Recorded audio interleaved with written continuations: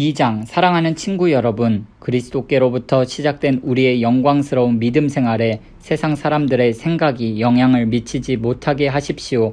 어떤 사람이 값비싼 정장 차림을 하고 여러분의 교회에 들어오고 뒤이어 누더기 옷차림의 노숙자가 들어왔다고 가정해 봅시다. 여러분이 정장을 차려입은 사람에게는 선생님 여기 앉으십시오.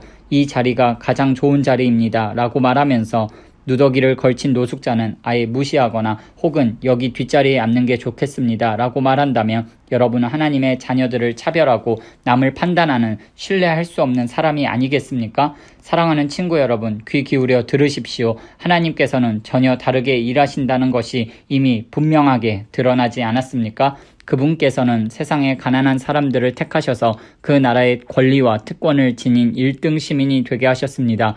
그 나라는 하나님을 사랑하는 사람 누구에게나 약속된 나라입니다. 그런데도 여러분은 여러분과 같은 시민들을 업신여겨 욕보이고 있습니다. 여러분을 착취하는 사람들은 지위가 높고 힘있는 자들이 아닙니까? 여러분이 세례 때 받은 그리스도인이라는 새 이름을 경멸하는 사람들도 바로 그들이 아닙니까?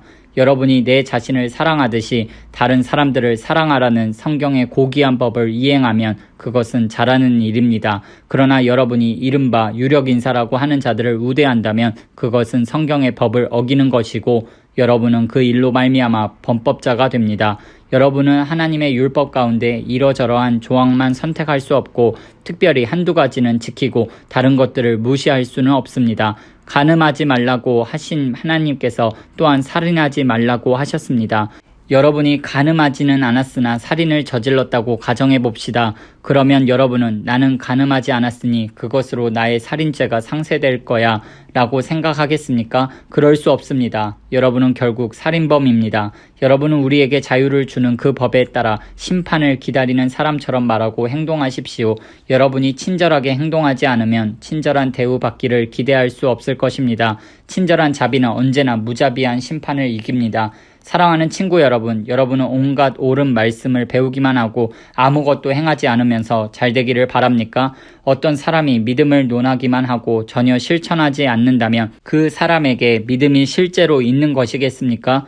예를 들어 여러분의 옛 친구가 누더기를 걸친 채 굶주리고 있는데 그에게 다가가서 여복의 친구 그리스도를 입으시게 성령 충만하시게 라고 말하면서 외투 한 벌이나 밥 한 그릇 주지 않고 떠나간다면 무슨 소용이 있겠습니까? 하나님의 말만 앞세우고 하나님의 행함이 없다면 그것은 터무니없는 지심이 분명하지 않습니까? 벌써 여러분 가운데 누군가가 좋습니다. 당신이 믿음을 맡으면 나는 행함을 맡겠습니다. 라고 말하는 소리가 들립니다. 성급하게 판단하지 마십시오. 내가 행함이 없는 믿음을 보여줄 수 없듯이 여러분도 믿음 없는 행함을 보여줄 수 없습니다. 믿음과 행함, 행함과 믿음은 때려야 뗄 수 없는 관계입니다. 여러분은 한 분이신 하나님을 믿는다고 공언하면서 마치 그것으로 대단한 일을 했다는 듯이 뒷짐을 진 채 만족해 하더군요. 참 대단하십니다. 마귀들도 그렇게 합니다만 그것이 무슨 소용이 있겠습니까? 생각을 좀 해보십시오. 여러분은 믿음과 행함을 갈라놓고도 그것을 계속 죽지 않게 할 수 있다고 생각하는 것입니까? 우리 조상 아브라함이 자기 아들 이삭을 번제단에 바칠 때 행함으로 하나님과 바른 관계를 맺은 것이 아닙니까? 믿음과 행함은 함께 멍에를 맨 동반자임이 분명하지 않습니까? 믿음은 행함으로 나타나는 것이 아닙니까? 행함이 믿음의 행위라는 것은 다 아는 사실이 아닙니까?